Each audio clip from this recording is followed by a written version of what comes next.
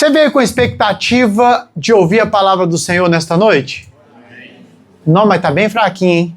Amém. Amém? Você veio com expectativa de ouvir aquilo que Deus vai falar com você nesta noite? Amém. Amém? E eu também. Abra sua Bíblia no livro de Mateus, capítulo 7, versículo 13 e 14. Eu tenho exatamente 20 minutos para pregar, para entregar para você aquilo que Deus colocou no meu coração. E eu espero que Deus me conceda a graça, porque eu teria muita coisa para falar. Mas eu sei bem que quando eu subo aqui, não sou eu quem falo, mas sim que é o Espírito Santo que fala através de mim. A Bíblia diz o seguinte, no sermão mais espetacular, na pregação mais espetacular de toda a história da terra, estava Jesus pregando numa montanha. E ao Sermão do Monte, a gente vai pegar uma parte desse sermão para aprender algo tão especial nesta noite. Entre pela porta estreita, pois larga é a porta e amplo é o caminho que leva à perdição. E são muitos os que entram por ela. Mas estreita é a porta e apertado é o caminho que leva à vida. E são poucos os que a encontram. Toda vez que você sair de um versículo, você volta para cá para mim. Tá bom? Feche seus olhos, eu quero orar. Pai, que o Senhor possa falar aos corações dos teus filhos, que as escamas dos nossos olhos elas possam cair e que aquele que nos resiste, ó Pai, ele possa não se aguentar nesta noite. Temos sido resistidos pelo inimigo, mas a tua palavra diz que as portas do inimigo elas não prevalecerão contra a igreja. E nós cremos nesta verdade porque a tua palavra ela é a verdade. Nós oramos em nome de Jesus. Amém. Amém. A gente vê aqui muito claramente Jesus dizendo duas portas, falando duas portas, Kátia, indicando dois caminhos e indicando também duas consequências, duas possíveis chegadas, de acordo com o caminho que a gente pega. E são caminhos completamente opostos, mas que tem algumas coisas que parecem ser comum. Porque cada caminho tem um início. O início é uma porta. Cada caminho, ele tem um meio, que é o próprio caminho, e cada caminho tem um fim. E o fim do caminho que você escolhe ou te leva para a perdição, ou te leva para a salvação completa. Sozo, na palavra, no original, que a gente entende como salvação, quer dizer salvação completa. Então a gente vê muito claramente que Deus está indicando para nós, Jesus está indicando para nós naquele sermão que a gente precisa escolher uma porta para a gente poder entrar. E como isso acontece? Como que eu escolho essa porta? Que porta é essa? Quando a gente pensa em porta, nesse caso a gente pensa em porta aberta, como aquela ali que a gente sai, ou uma porta ainda maior, como uma porta de shopping. Mas a Bíblia diz que há uma porta aqui que ela é pequena. E para entrar para essa porta, você não abre a maçaneta e entra. É uma escolha. Nós todos podemos estar diante dessa porta para fazer uma escolha. Alguns de nós até atravessaram essa porta, mas estão com as costas na maçaneta. Abriu, entrou a porta, mas dali não sai mais. E Jesus está mostrando para a gente claramente que há um percurso a ser vivido. E como então eu consigo entrar por esta porta? Como então essa porta se abrirá para que eu possa entrar? Mas você precisa pensar numa coisa. Talvez você não saiba nem onde entrou por essa porta, qual a escolha que fez, mas você consegue ver claramente qual a escolha que você fez quando você olha para a sua vida hoje. Como, pastor? Pensa na sociedade. Pensa naquilo que é comum, o que toda a sociedade está fazendo, o que é comum, o que a multidão está fazendo. Se você está fazendo o que a multidão está fazendo, você entrou pela porta errada. Por quê? Porque o cristão ele é contrassenso, contra o sentido. E a Bíblia está dizendo, o caminho largo, que leva à perdição, infelizmente, a Bíblia diz que são muitos que entram por ele. Mas a Bíblia também diz que muitos serão chamados pelo Senhor, mas poucos serão os escolhidos. E o que eu vejo com isso tudo? Que a porta que leva ao caminho que é estreito, ela é pouco utilizada. E é bíblico isso. É bíblico. Que aqueles que escolhem a Jesus, eles estão vivendo numa grande minoria. Por isso que o caminho tem poucas pessoas. Mas ainda é um grupo considerável daqueles que vivem o caminho e atravessaram as portas. E eu queria te dizer uma coisa. Para entrar por esta porta que é pequena, que ela é estreita, nós vamos ter que se dobrar. E quando Deus me falou isso, eu logo lembrei que quando aquele semeador semeou o trigo, lembra? E os seus funcionários voltaram e falaram, mas o senhor semeou semente boa, mas nasceu o trigo junto com o joio. O que a gente faz agora? E qual que é a grande diferença entre o trigo e o joio? Que o trigo, quando ele está maduro, ele se dobra. O joio, ele não se dobra. E para você entrar por esta porta, que é uma pequena porta, você vai precisar se dobrar. Toda vez que eu li essa passagem, eu imaginava essa porta como sendo uma porta fininha. Quer dizer o quê? Que o pastor gordinho não ia conseguir entrar. Só que tem um pregador que ele viu uma porta como essa enquanto ele orava. E ele disse que a porta que ele viu, ela era pequena, baixa e estreita. Só dá para entrar se você se dobrar. Enquanto você não se dobra, você não entra por esta porta. E esta é uma experiência sobrenatural. De quê? Arrependimento. Arrependimento de tudo aquilo que eu estou vivendo, de todos os pecados que eu cometi, de todas as coisas boas, talvez, que eu poderia ter feito e não fiz. Arrependimento de não ter entregado a minha vida para Jesus há mais tempo. Só que essa porta é pequenininha. A mochila da sua vida, ela vai ter que ficar para trás. Todas as coisas boas que você fez não passam por aquela porta. E também todas as coisas ruins, todos os pecados que você cometeu, não passa por esta porta. Só passa você. Seu pai não pode passar para você, o seu filho não pode passar para você, o seu marido não pode passar para você, a sua mãe não pode passar para você, o seu namorado não pode passar para você, só você pode passar por esta porta. Interessante que o que eu entendo é que quando a gente passa por ela, do outro lado a gente é lavado de tudo aquilo do passado. A gente é perdoado. E graças a Deus por Jesus Cristo, e é isso que nós celebramos aqui, Ele lança os nossos pecados no mar do esquecimento. Ele esquece dos nossos pecados. Ele esquece de todos os delitos que nós cometemos. João, no capítulo 10, versículo 9, 7, 9, 10, 7, 9, a Bíblia diz o seguinte.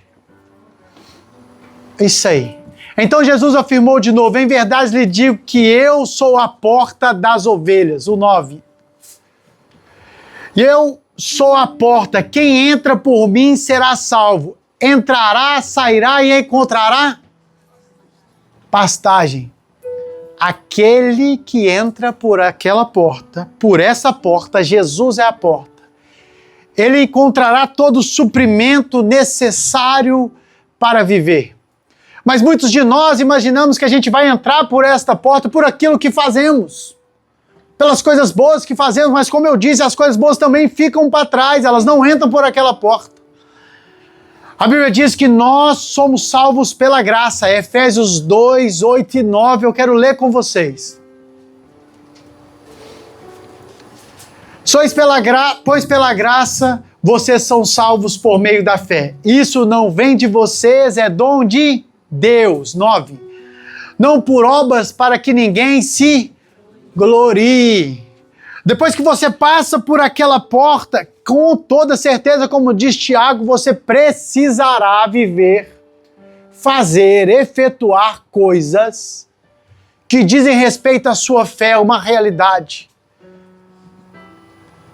Mas cada um de nós só consegue encontrar esta porta se conseguimos encontrar com a graça do nosso Mestre.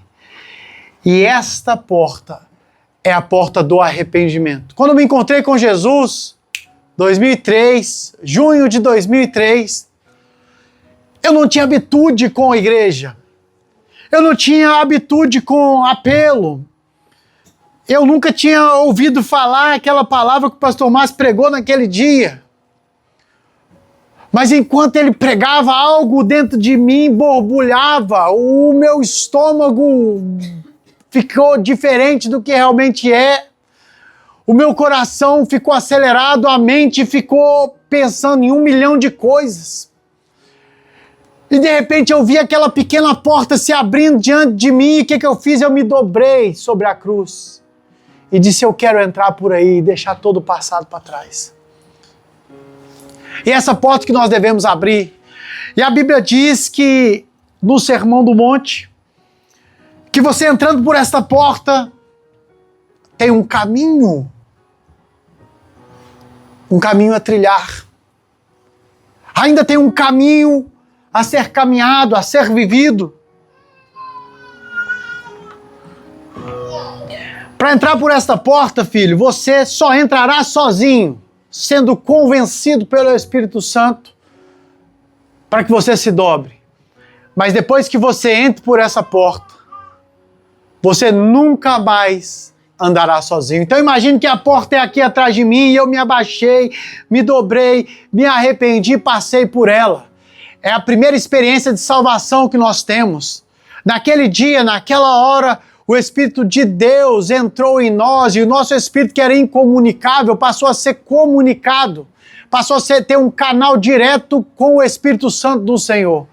Agora eu não ando mais sozinho. Jesus morreu, ressuscitou e foi assunto aos céus com um propósito de salvar, mas também de fazer morada em você. Então, para viver esse caminho, você não está sozinho, porque agora você tem uma igreja para caminhar contigo. Uma pergunta que eu faço para você, você já entrou por esta porta? Você já entregou a sua vida para Jesus? Você já entendeu que a vida que você levou até esse momento não é a melhor vida a ser vivida, mas Cristo tem uma nova oportunidade de reescrever uma nova história na sua vida? E nesse caminho agora, que a grande maioria de nós talvez já tenha entrado por essa porta, e nesse caminho, a porta está atrás de mim. Eu estou caminhando, desenvolvendo a minha fé, amadurecendo, ou estou encostado na maçaneta da porta, com o caminho todo a ser trilhado? Você não pode pegar um carro, entrar na autoroute e parar no meio da autoroute. Pode ou não? Você não vai ser louco de fazer uma coisa dessa. No caminho da santificação, nós também não podemos ficar parados. Nós precisamos caminhar. João 10,6. A Bíblia diz o seguinte, Jesus falando, eu sou o caminho. Jesus dizendo, eu sou a verdade e eu sou a vida. Em Isaías 35, do 3 ao 8. Eu quero ler contigo uma palavra que falou muito ao meu coração.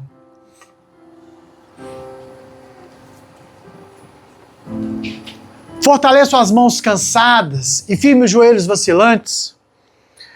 Diga aos desanimados de coração, sejam fortes, não temam. O seu Deus virá com vingança, com retribuição divina, virá para salvar vocês. Então os olhos dos cegos se abrirão e os ouvidos dos surdos se destaparão. Os coxos saltarão como o cervo, a língua do mudo cantará de alegria, as águas irromperão no ervo, os riachos no deserto. A areia abrasadora se tornará um lago e a terra seca fontes borbulhantes. Nos antros onde haviam chacais crescerão a relva, o junco e o papiro.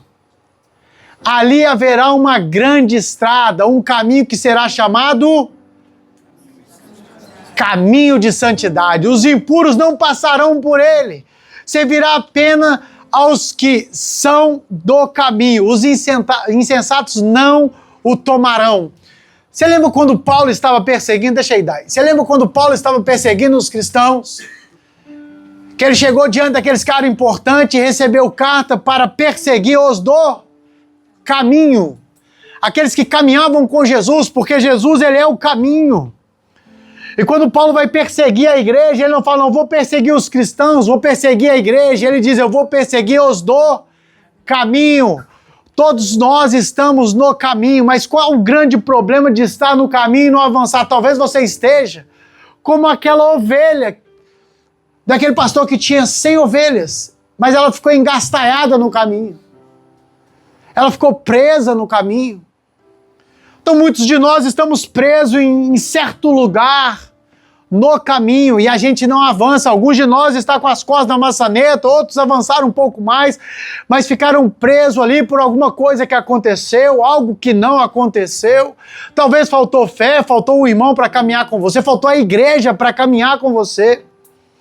Faltou uma célula para que você pudesse participar, uma família que você pudesse fazer parte, um conjunto de amigos que você pudesse ser verdadeiramente amigos e irmãos, pudesse até contar as piores besteiras que você já fez e no final de abrir o seu coração não seja julgado por aquele irmão que está ouvindo e aquilo também não caia no ouvido de toda a igreja.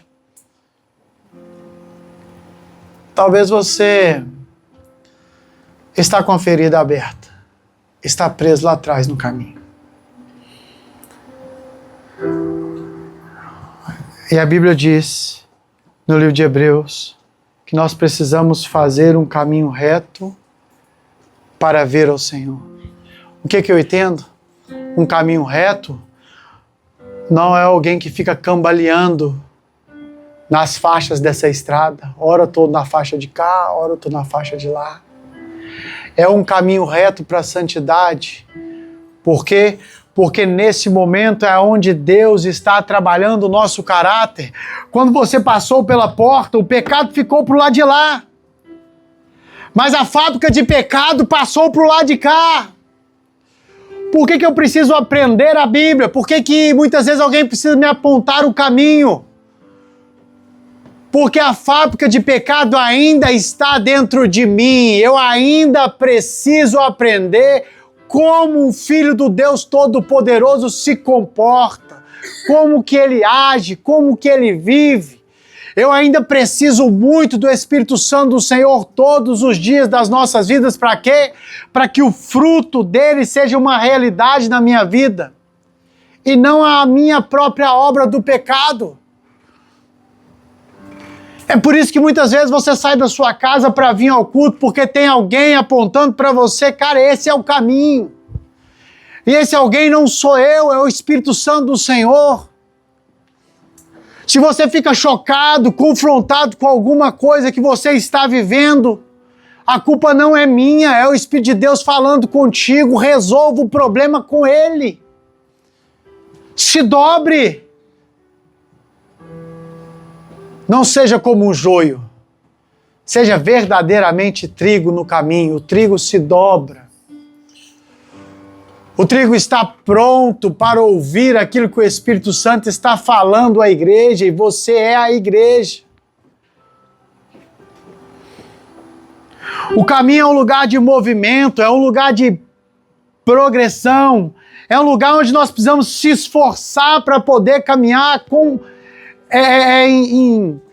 completamente diferente da salvação. A salvação a gente não faz esforço, salvação é fé e graça. Mas para sermos uma igreja relevante em qualquer lugar da face da terra, nós vamos ter que se esforçar em continuar caminhando. Às vezes, as forças faltam mesmo. Você que não é acostumado a fazer uma caminhada e vai fazer uma caminhada, tem um bendito músculo aqui na tíbia. Aquilo dói, que dá vontade de morrer. Mas você precisa continuar caminhando, às vezes dói mesmo. Só que se você continuar caminhando, se você trabalhar aquela área, se você exercitar aquele músculo, Daqui a pouco você está correndo. E é para isso que Deus nos chamou, para correr no caminho. Paulo diz, olha, eu completei, combati, eu completei e eu guardei. Se Paulo combateu o bom combate, se ele está se referindo ao bom combate como a obra do caminho, já está dizendo que é uma luta que a gente precisa travar. E é com quem? Não é com o outro, é com nós mesmos. O Espírito Santo, a Bíblia diz que ele é o Paracletos. Ele está dentro de nós, mas ele também está de lado, lado a lado, aquele que anda ao nosso lado. Paracletos quer dizer ladeado pelo Espírito Santo do Senhor. Você não está sozinho nesse caminho. Você não está sozinho nesse caminho da santificação, nesse caminho do convencimento do que é certo, do que é errado, do que eu deveria fazer ou do que eu não deveria fazer. E é por isso que nós precisamos escolher o caminho que talvez seja o mais difícil, mas ele nos levará à salvação completa. Me diz o seguinte, não seria muito mais fácil quando os nossos filhos nos enchem o saco? Deixar aquele trem para lá? Fazer de conta que não viu? Quando eles desobedecem, deixa aquilo para lá, passa. Seria muito mais fácil do que sentar com ele. Senta aqui, Daniel. Senta aí. Agora você vai escutar. Ó, isso não joga, isso não tá bom, não é assim que isso funciona. Mas pai, não tem mais pai. É assim, assado. Seria mais fácil deixar para lá, mas por que a gente não deixa? Amor. Nós amamos tanto, Kate, que é impossível deixar para lá. É impossível deixar passar. E a Bíblia diz que Deus, ele tem ensinado, ele tem corrigido aqueles que ele ama. Cada um de nós precisamos se alinhar com o caminho do Senhor. Não é o meu caminho, não é o seu. Não é aquilo que eu acho que está certo ou aquilo que você acha que está certo. Há um caminho do Deus vivo para a gente caminhar junto em santidade. É sobre esse caminho que nós devemos trilhar. 1 Pedro 2:12.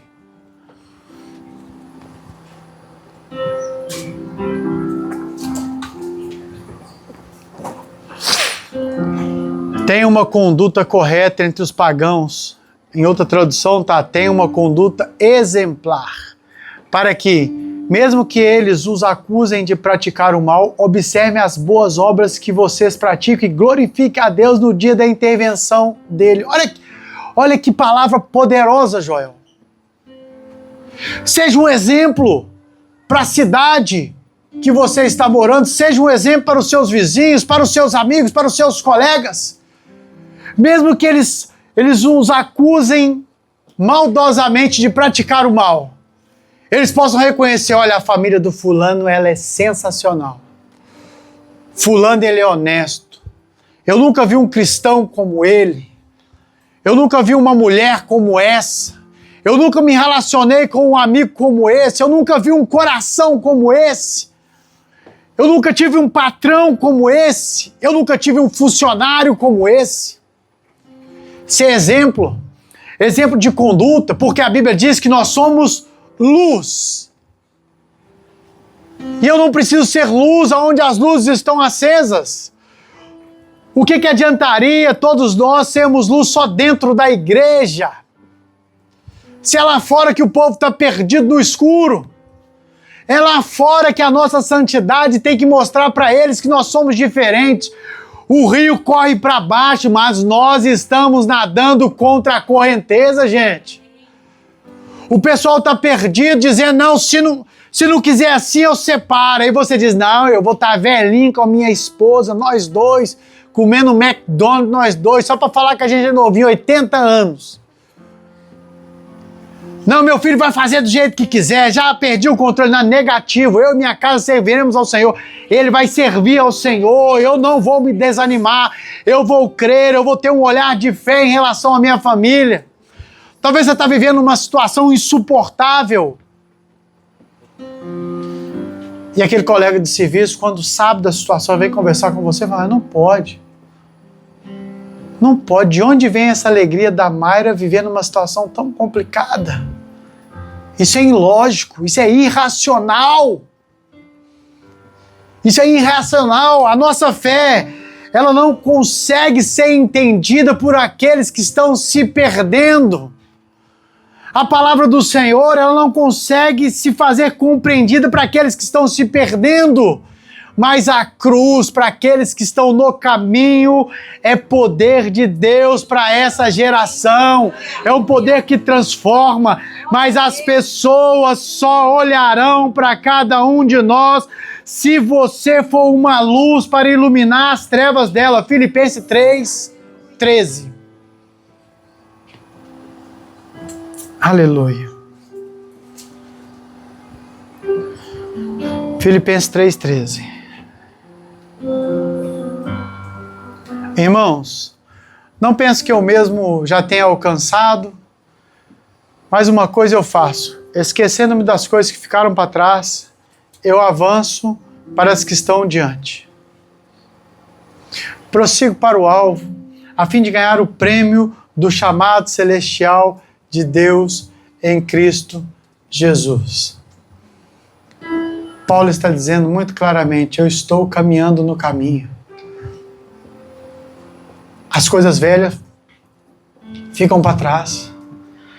E eu vou viver nas novas com o meu mestre. E tem um alvo, tem uma chegada, tem um ponto de chegada.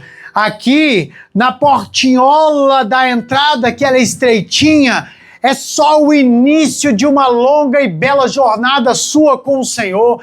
Mas é uma longa e custosa jornada, vai custar.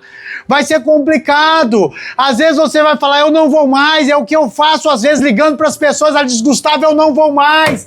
Eu não vou em igreja nenhuma, nem na sua e nem na de ninguém. Porque toda a igreja ela é igual, é mentira.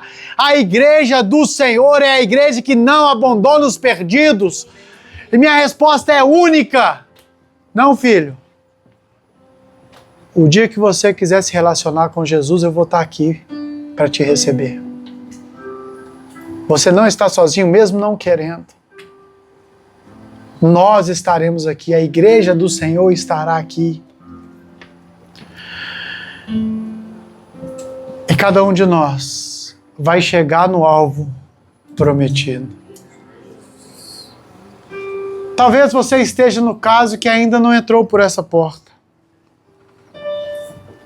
Talvez o seu caso hoje é que você até passou pela porta, mas ficou preso no meio do caminho. Talvez você até tentou combater o bom combate, mas não conseguiu completar a carreira e você não guardou a fé como deveria.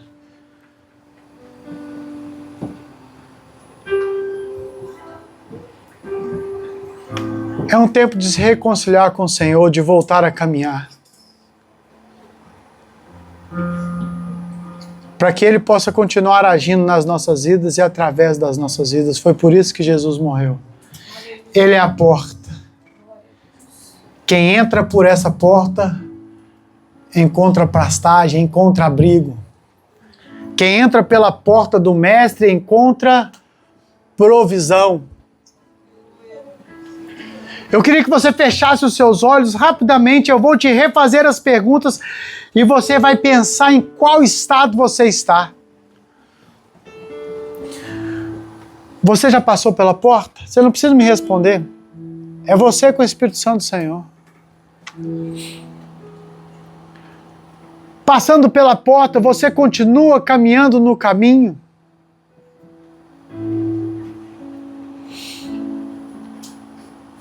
Ou você ainda está preso em algum lugar nesse longo e estreito caminho? Olhe para os filhos que estão no caminho. Há um povo que está andando e caminhando, que é luz para aqueles que estão fora, mas também que são luz para nós que estamos dentro, às vezes perdidos. Olhe para este povo e caminhe juntamente com eles, porque nós alcançaremos o alvo. Pai, continue com os olhos fechados. Eu quero colocar as nossas vidas diante do Senhor. E nós queremos sim, Senhor, entrar por esta porta. É a porta do arrependimento e da fé, onde nós temos que nos dobrar diante do Senhor. Nós queremos sim, ó Pai, caminhar por este caminho, porque Jesus, Ele é o caminho. Ele abriu o caminho, um novo e vivo caminho, Senhor, para o qual nós podemos caminhar juntamente com Ele, guiado pelo Espírito Santo do Senhor. E nosso anseio é, como Paulo disse, abandonar as coisas que vão ficando para trás e prosseguir em direção ao prêmio da soberana vocação do Senhor em Cristo Jesus. Nós estamos caminhando para o céu para reencontrar com Cristo lá. Nós encontramos com Cristo, Senhor, batendo em nossas portas e nós abrimos a porta hoje. Mas a Bíblia diz que Ele não tardará, Ele vai voltar e nós queremos reencontrar com o Mestre e morar com Ele no céu. Nós oramos em nome de Jesus. Amém.